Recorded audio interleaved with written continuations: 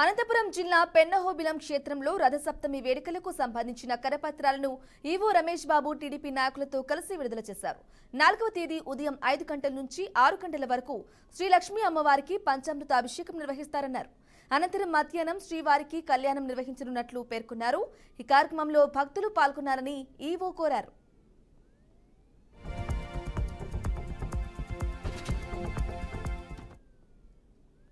సందర్భంగా ఆంధ్రాలో ఉన్నటువంటి ఉత్సవ విగ్రహాలు అంటే మనకు సంవత్సరంలో 2 సార్లు ఉత్సవ విగ్రహాలు దేవస్థానానికి వస్తాయి. ఒకటి బ్రహ్మోత్సవాల సందర్భంగా 10 రోజుల పాటు ఇక్కడ ఉంటాయి. అలాగే రథసప్తమి సందర్భంగా ఆంధ్రాల నుంచి ఉత్సవ విగ్రహాలు తీసుకురావడం జరుగుతుంది.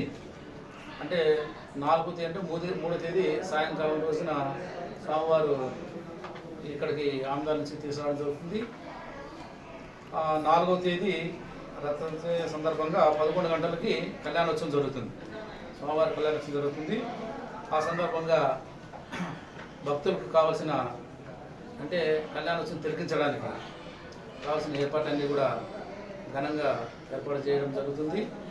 భక్తులు కూడా అదేవిధంగా పాల్గొని స్వామివారి కృపకు పాత్ర కావాల్సిందిగా. శ్రీ క్రోధినామ సంవత్సర మాఘ శుద్ధ సప్తమి అనగా 4/2/2025 సంవత్సరం మంగళవారం శ్రీ స్వామివారికి ఘనంగా కళ్యాణోత్సవం నిర్వహించడం ఆనవాయితీగా జరుగుతుంది. ఎందుకు ఈ రథసప్తమి కళ్యాణోత్సవం చేస్తున్నామనేది కూడా ప్రత్యేకత ఉంది. ఆ రోజు సూర్య భగవానుడు 14 యోజనాల కిందకు దిగుతున్నాడు. ఎందుకు దిగుతున్నాడంటే ఆయన పైన ఉంటే వర్షాలు వచ్చేకి ఇబ్బంది అవుతుంది.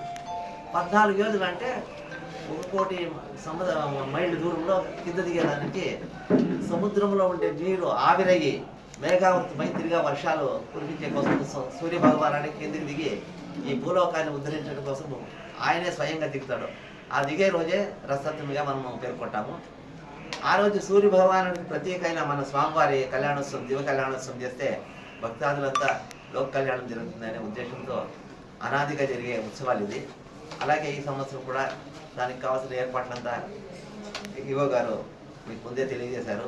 ఆ రోజు భక్తాదులంతా విరివిరిగా వచ్చేసి స్వామివారి కృపకు పాత్ర కావాల్సిందిగా మరి